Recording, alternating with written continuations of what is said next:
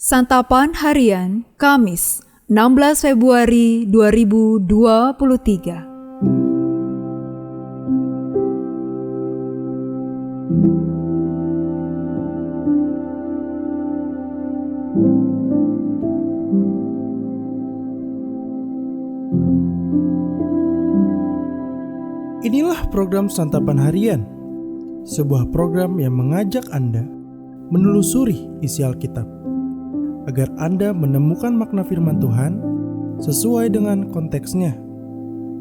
Santapan Harian tertuju bagi Anda yang ingin memiliki kehidupan rohani yang segar, kuat, dan sigap.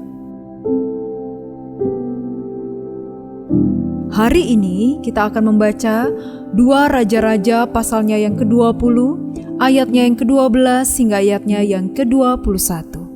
Namun sebelumnya, mari kita berdoa. Singkapkanlah mata kami, agar kami senantiasa memandang pada kebenaran dan terang firman-Mu ya Allah. Di dalam Kristus Yesus, Putra-Mu yang kudus, kami bertelut. Amin. 2 Raja-Raja 20 ayat 12-21. Pada waktu itu, Merodak Baladan bin Baladan, Raja Babel, menyuruh orang membawa surat dan pemberian kepada Hizkia, sebab telah didengarnya bahwa Hizkia sakit tadinya. Hizkia bersuka cita atas kedatangan mereka. Lalu diperlihatkannya lah kepada mereka segenap gedung harta bendanya, emas dan perak, rempah-rempah dan minyak yang berharga, gedung persenjataannya, dan segala yang terdapat dalam perbendaharaannya. Tidak ada barang yang tidak diperlihatkan Hizkia kepada mereka di istananya dan di seluruh daerah kekuasaannya. Kemudian datanglah Nabi Yesaya kepada Raja Hizkia dan bertanya kepadanya, "Apakah yang telah dikatakan orang-orang ini? Dan dari manakah mereka datang?" Jawab Hizkia, "Mereka datang dari negeri yang jauh, dari Babel." Lalu tanyanya lagi, "Apakah yang telah dilihat mereka di istanamu?" Jawab Hizkia, "Semua yang ada di istanaku telah mereka lihat. Tidak ada barang yang tidak kuperlihatkan kepada mereka di perbendaharaanku." Lalu Yesaya berkata kepada Hizkia, "Dengarkanlah firman Tuhan. Sesungguhnya suatu masa akan datang, bahwa segala yang ada di dalam istanamu dan yang disimpan oleh nenek moyangmu sampai hari ini akan diangkut ke Babel. Tidak ada barang yang akan ditinggalkan. Demikianlah firman Tuhan. Dan dari keturunanmu yang akan kau peroleh akan diambil orang yang menjadi sida-sida di istana Raja Babel." Hizkia menjawab kepada Yesaya, "Sungguh baik firman Tuhan yang engkau ucapkan itu. Tetapi pikirnya, asal ada damai dan keamanan seumur hidupku." Selebihnya dari riwayat Hizkia, segala kepahlawanannya, dan bagaimana ia membuat kolam dan saluran air dan mengalirkan air ke dalam kota.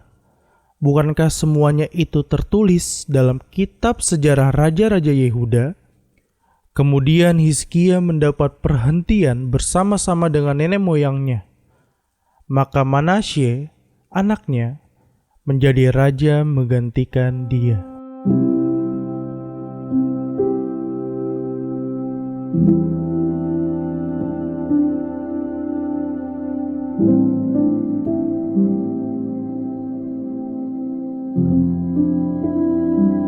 Sahabat Santapan Harian, kemegahan dan kesuksesan sangat menyilaukan, bahkan untuk orang yang paling setia sekalipun.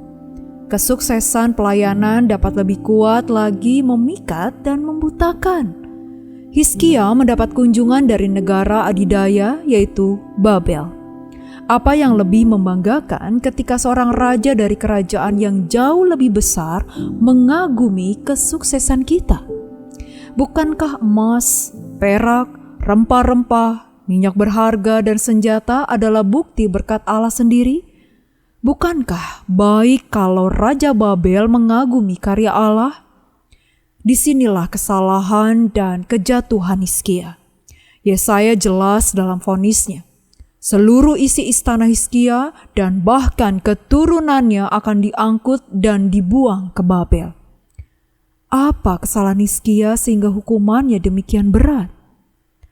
Walaupun alasan resmi yang disebutkan untuk kunjungan Merodach Baladan, Raja Babel adalah karena Hizkia sakit, tetapi tindakan Hizkia yang menunjukkan seluruh harta dan isi istananya adalah tanda bahwa Hizkia ingin membuat perjanjian dengan Babel demi melawan Asyur.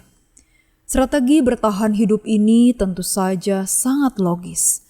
Apa strategi yang lebih jitu selain membuat perjanjian dengan Babel untuk melawan negara adidaya lainnya, yaitu Asyur?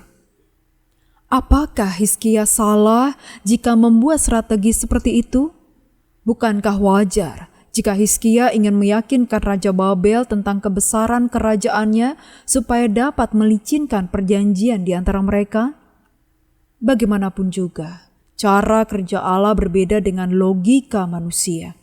Hizkia memang ingin dikenal sebagai raja yang membawa kedamaian dan kestabilan dalam masa kekuasaannya.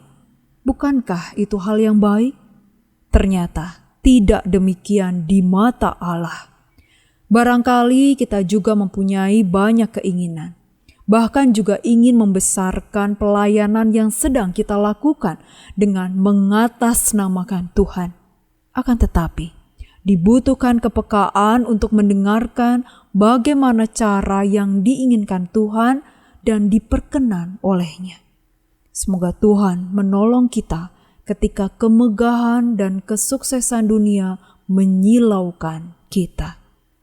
Mari kita berdoa.